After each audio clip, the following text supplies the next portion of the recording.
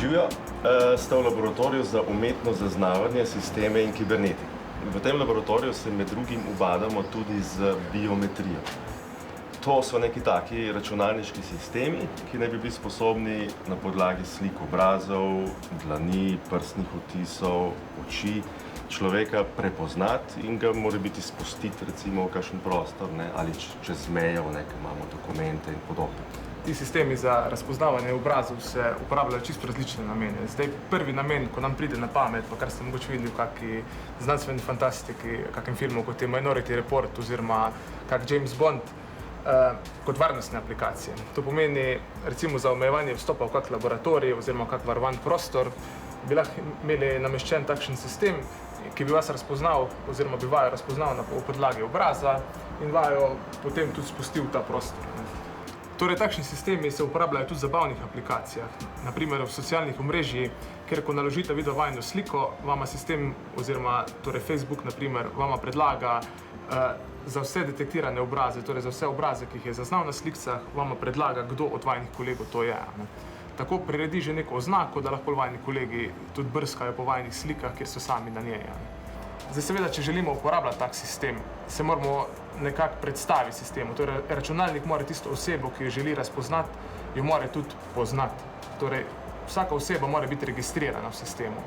Zato imamo mi tukaj en primer ene demo aplikacije, kjer imamo v sistemu registriranih, torej naš sistem pozna približno 200 znanih Slovencev in drugih oseb z sveta zabave in športa.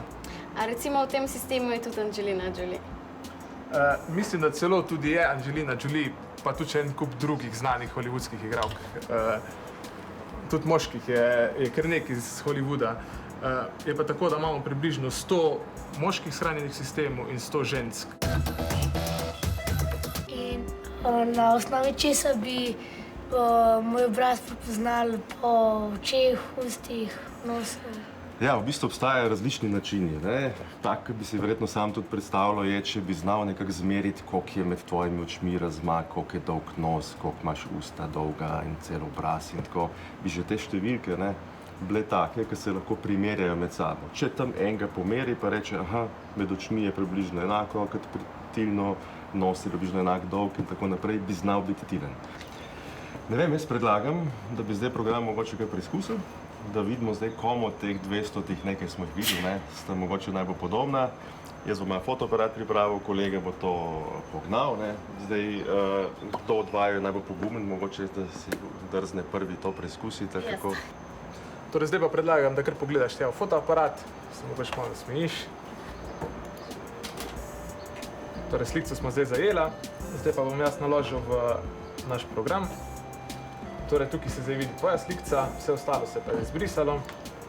Torej, iskali bomo med najbolj podobnimi ženskami, zato smo tukaj označili to postavko ženska. In prvem koraku bom jaz zdaj označil oči, ker na podlagi teh lokacij oči izrežemo zdaj samo tvoje obrazno področje. Juj, grozen zgled tole z očmi, no. Ja, to je dejansko samo oznaka za oči, ker potrebujemo mi koordinate oči v sliki, da lahko iz slike izrežemo samo tvoje obrazno področje. Na ta način iz slike izločimo vse dele, ki pač ne pripadajo obrazu, torej te variabilne dele, kot je recimo tvoja frizura, ki je lahko naslednji teden že drugačna in bi zaradi tega lahko vplivala na samo primerjavo oziroma na samo razpoznavanje obraza. Torej, tukaj lahko zdaj vidimo, komu si najbolj podobna in na prvih teh mestih je Nina Osenar, torej verjetno jo poznaš, je tudi bila aktivna v eni oddaji, ki se je vrtela na naši televiziji. Na tretjem mestu tukaj pa je Gwyneth Paltrow, ki si pa dejansko res kar podobna, no. Wow, dobra družba. Ok, Tilen, bom še tebe pripravil, da bo izrez v redu. Bo. Znam ga že vidim, ne, dobro. Enak način kot prej sva zdaj označila tvoje oči in izrezala tvoje ožje obrazno področje, zdaj pa ga bova primerjala z znanimi osebami iz naše baze. Torej, na vseh treh mestih ti je najbolj podoben Jurij Zrnec in očitno boš, ko boš odrasel, izgledal takole.